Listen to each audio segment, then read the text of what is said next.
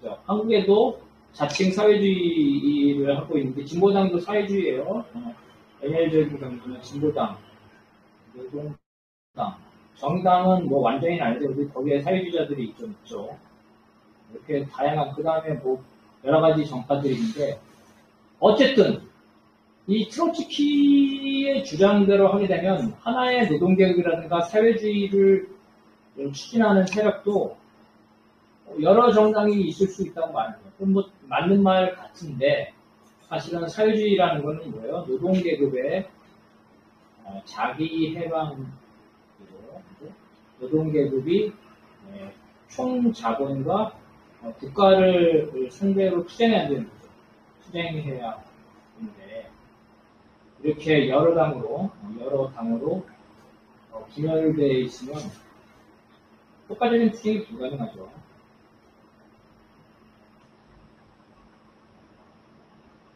결국은 정파들의 정당으로 추락합니다. 정파들의 정당. 그럼 노동자들이 어때요? 이런 정파들의 정당은 그 분열돼서 노동자의 입장에서 보면 이런 분열된 정당은 문제 해결 능력이 없죠? 문제 해결 능력이 없지. 지들끼리 분열되어 있는데 뭐 입법을 만들거라든지 대규모 투쟁을 하는 게 이렇게 없죠. 그러니까 노동자들이 어때요? 문제 해결 능력이 있는 중간 정당이죠. 중간 정당을 지지합니다. 당의 분열은 결국은 당의 문제 해결 능력을 약화시키고 결국은 노동자의 요구를 수행할 수 있는 능력이 약화되면서 노동자가 이러한 노동자당, 사회주의 정당의 지지로부터 일탈하게 되는 그런 문제점이 있는데 트로츠키의 주장을 아주 잘 이해를 해야 됩니다. 어려운 얘기인데 일단 여기까지 한 다음에 19초가 있고요. 모든 건 다 우리가 논쟁을 할 때는 중요한 건 개념이에요. 개념이죠. 개념을 먼저 확정해야 됩니다. 우리 지난번에 제국주의에 대한 개념에 대해서 얘기했죠. 제국주의. 사람마다 다 달리 쓴다 그랬죠. 제일 나쁜 거, 제일 크게 쓰는 건 어때요? 강대국이 약소국을 괴롭히는 거. 그죠? 이게 제국주의라는 거. 일반 사람이 이렇게 쓰죠? 그럼 중국. 괴롭히잖아요. 그죠? 러시아. 인도도 괴롭혀요. 인도도 그쪽에서 남아프리카 공화국도 그쪽에서는 맹주라고 합니다. 남아프리카. 터키도 쿠르드족이나 이런 쪽을 탄압하고 있죠. 터키. 제국주의.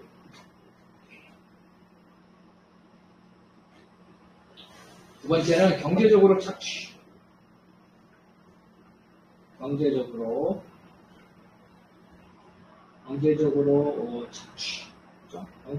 착취. 이게 제국주의라는 거예요. 그러면 한국도 제국주의죠? 왜냐면 베트남이라든가 동남아시아에서 다 착취하고 있잖아요.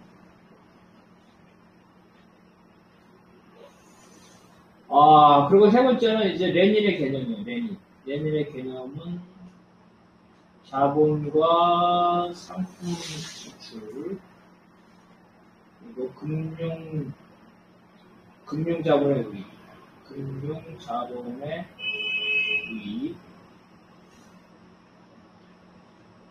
그 다음에 세계시장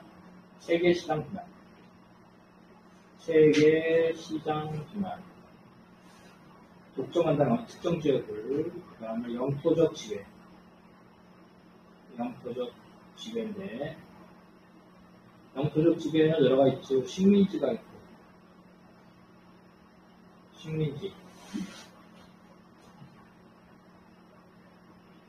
그 다음에 대리정권.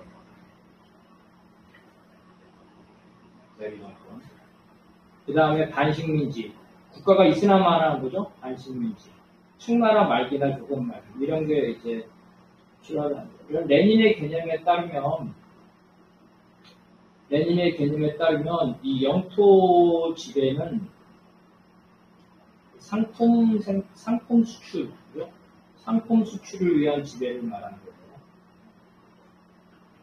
여기에 따르면은 러시아, 중국은 제국주의가 아니에요. 정치적 영향력을 행사하죠. 정치적 영향력. 정치적 영향력. 중국이 파키스탄의 정치적 영향력이 엄청나게 강하답니다. 그래서 파키스탄을 영토적 지배로 삼는 건 아니죠. 식민지 대적은 반식민지는 아니라는 거예요. 그래서 이런 관점에 따라서 그 중국과 러시아가 제국주의가 될 수도 있고 안 될 수도 있어요. 다만 내년의 관점을 그대로 적용하면 러시아와 중국은 제국주의가 되기 어렵다는 거예요. 인근 국가를 침략했죠. 그렇지만 상품 수출을 위해서 한 것이 아니죠. 그 다음에 중국은 중국 공산당, 러시아는 푸틴이 우위지 금융자본이 우위가 아니잖아요. 미국 같은 데 보면은 금융자본이 우위죠. 선거를 다 배후조정하고 있어요. 금융자본. 러시아와 중국은 그렇지 않아요. 그래서 이런 그 개념이 중요하다는 거고, 그 다음에 이제 국가자본주의도 똑같아요. 다 개념 문제예요. 개념을 알면 사람들은 다 개념 가지고 장난을 많이 쳐요. 국가자본주의. 자, 뭐라고 말하냐면은 소련, 중국, 조선은 국가자본주의죠. 국가자본주의 사회의 이론이죠. 이럴 때 국가자본주의라는 거는 사회 구성체로 쓰는 거죠. 사회 구성체의 사회 구성체가 뭔지 알죠? 사회 구성체의 의미가 있고, 두 번째 의미는 뭐냐면은 국가가 자본가처럼 공장도 운영하고, 그죠? 노동자도 고용하는 것. 고용하는 그 산업정책을 말해요. 주로 그 소련에서는 신경제 정책, 그렇죠? 그다음에 중국이나 조선에서는 인민민주주의. 중국의 헌법, 중국 재헌헌법에 보면은 국가자본주의라는 말이 나와요. 이 의미를 쓰는 거예요. 산업정책으로. 왜냐하면 중국이나 조선이나 러시아는 봉건제에서 그 혁명이 일어났죠. 그래서 생산력이 매우 낮죠. 자본가가 없어요. 생산력을 높이려면 국가가 자본가처럼 공장도 운영하고 노동자도 고용하고 이렇게 이제 국가자본주의를 이렇게 사회 구성체로 쓰는 의미와 이렇게 이런 의미로 쓰는 의미죠. 이런 의미일 때는 맞아요. 국가자본주의예요. 이런 국가가 자본가처럼 활동하는 거, 그 소련, 중국, 조선 다 맞죠? 그 다음에 개발 독재, 뭐 히틀러, 그죠? 그 다음에 박정희 다 개발 독재죠. 국가가 산업을 다 조정하고 다 하잖아요. 포항저축도 만들고 다 하잖아요. 이런 의미를 때는 국가자본주의라는 게 맞다는 거예요. 산업정책인 측면에서. 중요한 건 사회 구성체로 쓸 때도 이 국가자본주의가 맞냐는 거예요. 사회구성체가 뭐라는 걸 알아야 돼요. 사회구성체라는 거는 막스의 개념. 우리는 항상 모든 걸 막스의 개념으로 해요. 이 말이 다 막스주의자들의 말이잖아. 이 양도 그러죠. 예, 막스주의자들이 소련, 중국, 조선이 국가자본주의를 하잖아. 그렇죠. 그럼 국가자본주의 사회라는 거잖아. 사회구성체를 쓰는 거죠. 그럼 막스가 사회구성체를 어떻게 정리했는지 그것부터 봐야 되겠죠? 그래서 막스의 사회구성체에 따르면 생산 양식 안에는 뭐요? 생산력과 생산 관계죠? 이게 들어있죠. 생산 양식과 경제생활. 우리가 말해 일반적인 경제생활을 말하는 거예요. 이런 경제생활. 그리고 이것들을 반영하는 상부구조. 상부구조. 상부구조는 뭐예요? 정치, 그죠? 문화, 이런 거죠? 이 상부구조의 결합이 사회구성체라는 거야. 그래서 사회보호 정책을 간단히 말하면 경제적, 정치적 의미라는 거예요. 이게 중요해요. 사회구성체라는 거는 경제적 의미만 아니라 정치적 의미가 아니라 정치적, 경제적 의미의 총합이라는 거예요. 그 자본주의죠. 자본주의는 사회구성체죠. 사회구성체. 자본주의는 뭐냐? 똑같이 말하는 거. 자본주의는 그죠? 사적 소유죠. 사적 개인이죠. 개인의 생산 수단에 대한 사적 소유, 그죠? 사적 소유. 그리고 경제생활이니까 시장 경제겠죠? 시장 경제를 중심으로 하고, 그죠? 이것들을 반영하는 부르주아 정치 체제죠? 부르주아 정치 체제는 뭐겠어요? 다당제죠? 다당제를 형식적으로 하면서, 그죠? 형식적으로 하면서, 자본가 정당이 사실상 구조적으로 독재를 하고 있어요. 이 자본가 정당의 특징은 막스가 뭐라 하냐면, 자본가들의 위원회라 그랬어요. 자본가들의 위원회. 왜냐하면 자본가들이 모든 걸 결정권을 장악하고 있다는 거예요. 자본주의 사회 구성체는. 질문하나요? 아니요, 질문하면 안 되죠. 그렇게 하고 있습니다. 자, 그러면 국가 자본주의라는 말은, 자본주의라는 말이에요? 사회주의라는 말이에요? 이 뜻이, 그 사람들이 주장하는 거예요. 우리가 주장할 때는 자본주의라는 말이고, 그들의 입장에서. 아니, 그들이 아니라 이제 국가 자본주의를 쓰는 사람들, 주로, 아까 말한 IS, 영국 IS들의 영향을 받은 사람들이죠? 정통적인 트로츠키, 국제 볼세비키는 국가자본주의 반대예요. 비판하고 있어요. 국가자본주의를 쓰는 사람들은 이제 IS들인데, 이 국가자본주의라는 말은, 자본주의 사회라는 거죠? 예. 자본주의 사회구성체로 말이에요. 그러면 그 사람들이 맞으려면 이 막스의 조건에 맞아야 돼요. 그러면, 일단 소련의 제일 문제 나왔으니까, 소련에 한번 물어볼게요. 소련에서 생산수단을 개인이 사유하나요? 이런 문제? 개인이 소유하죠. 생산수단은 소련에서. 예. 소련은 어떻게 개인이 소유해요? 옛날 소련에서. 옛날 소유는. 지금 러시아 말고. 공장을 소유할 수가 있었나요? 없었다는 얘기인가요? 북한도 마찬가지죠. 중국은 많이 바뀌었지만, 옛날 소련이나 현재 조선에서 개인이 생산수단을 소유하나요? 안 하죠? 예. 아니야. 그런데, 이런 국가자본주의라고 말하는 사람은 어떻게 표현하는 줄 알아요? 두 가지 표현해. 국가가 개인처럼 하는 거나 마찬가지잖아, 자본가처럼. 관료가 생산수단을 장악하고 있는 거나 마찬가지잖아. 마찬가지잖아, 이렇게 하는 거야. 마찬가지잖아. 비유를 하는 거야, 비유. 네. 그래서 그 비판은 그렇게 비판할 수 있는데 학문적으로 보면 막스주의의 개념을 그대로 적용한다면 맞는 말이 아니지. 그거를 막스주의를 수정하거나 그래야지. 막스가 말한 건 이 자본가들이죠. 자유경쟁을 하는 자본가들, 이 자본가들이 생산수단을 소유하는 걸 말하는 거예요. 두 번째, 소련이나 조선에도 시장경제가 다 있었어요. 근데 시장경제를 중심으로 하나요? 소련하고 북한에서? 개인경제를 중심으로 하잖아. 그죠?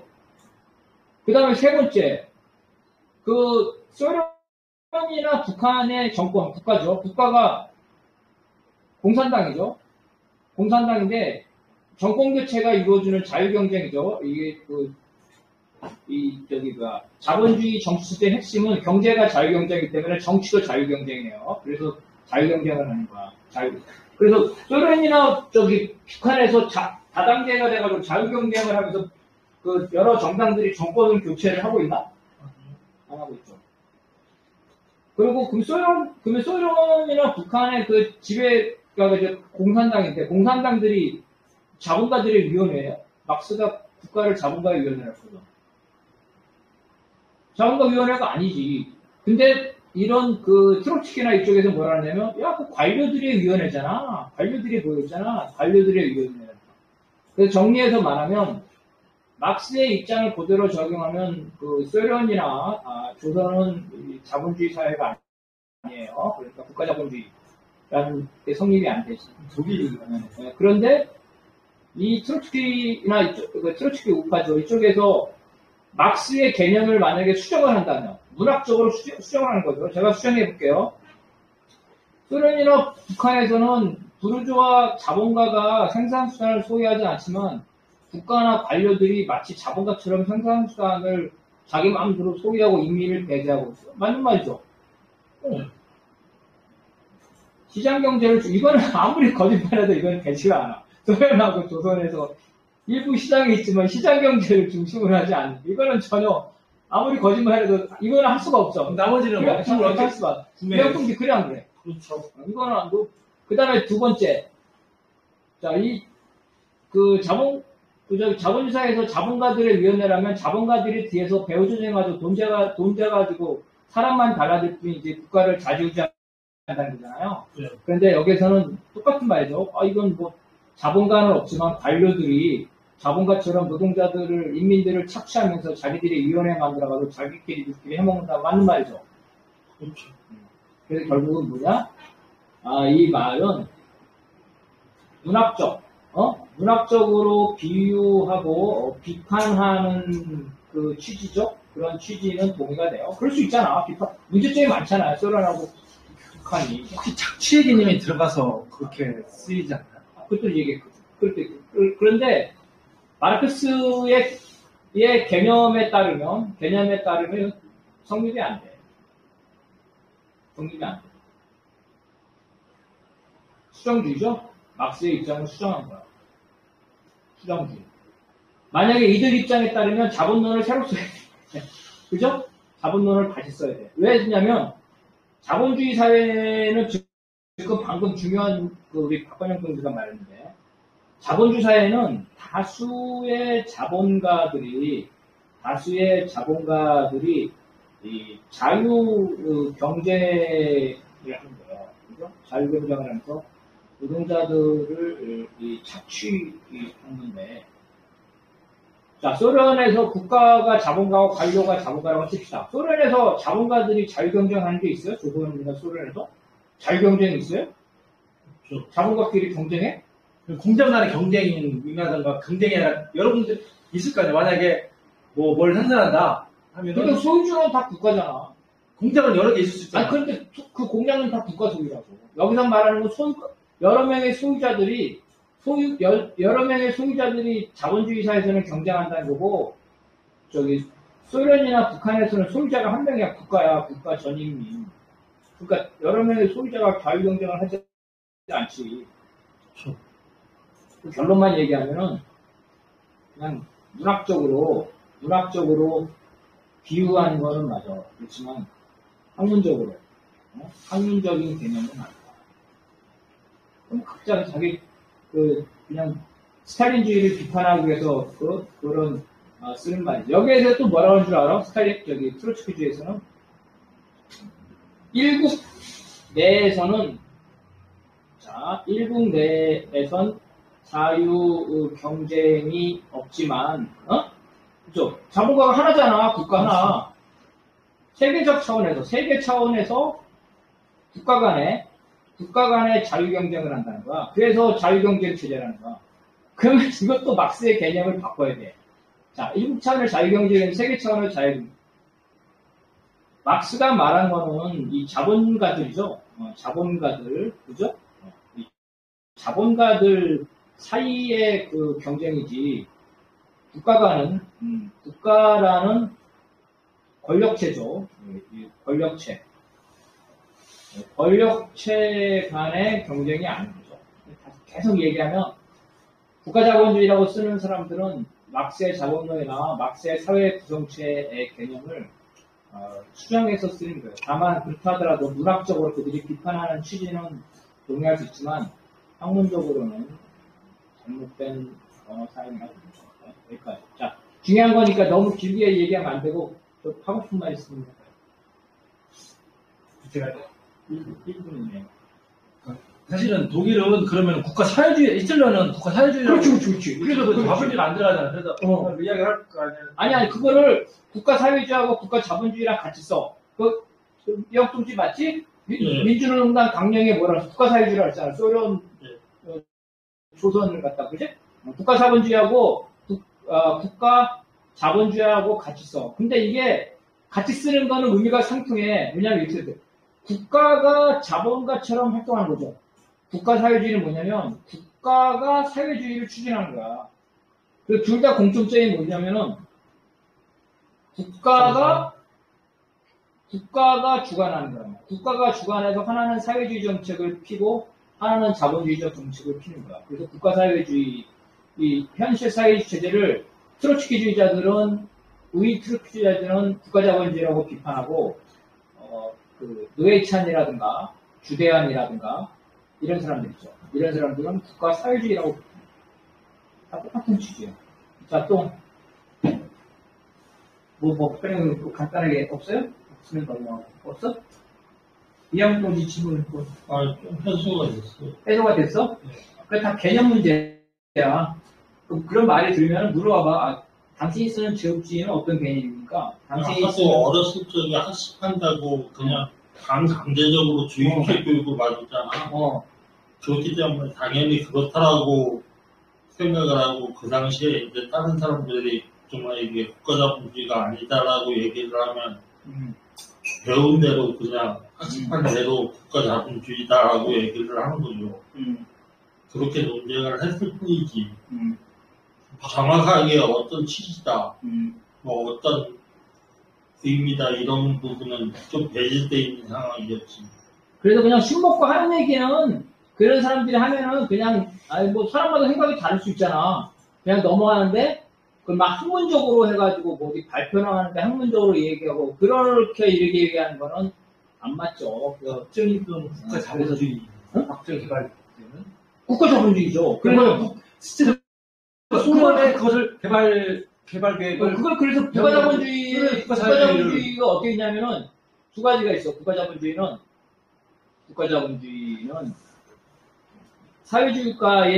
사회주의 국가의 경제 정책이라고 했죠. 산업 정책.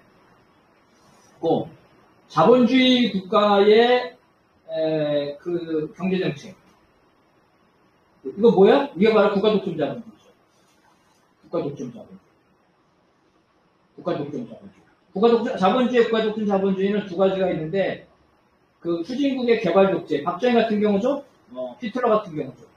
이게 있고 또 하나는 뭐냐면, 이 복지국가를 국가 독점 자본주의라고 말해요.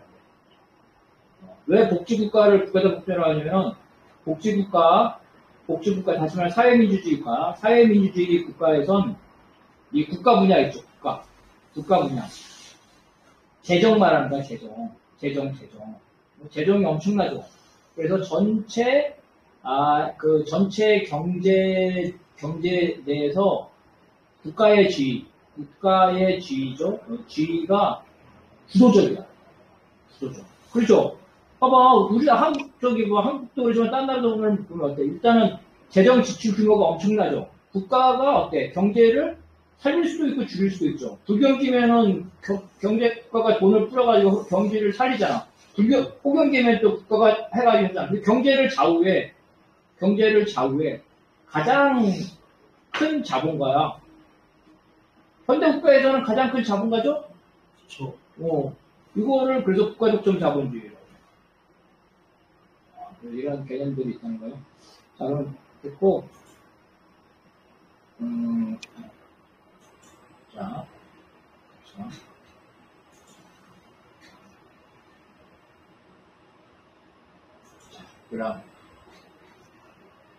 그 다음에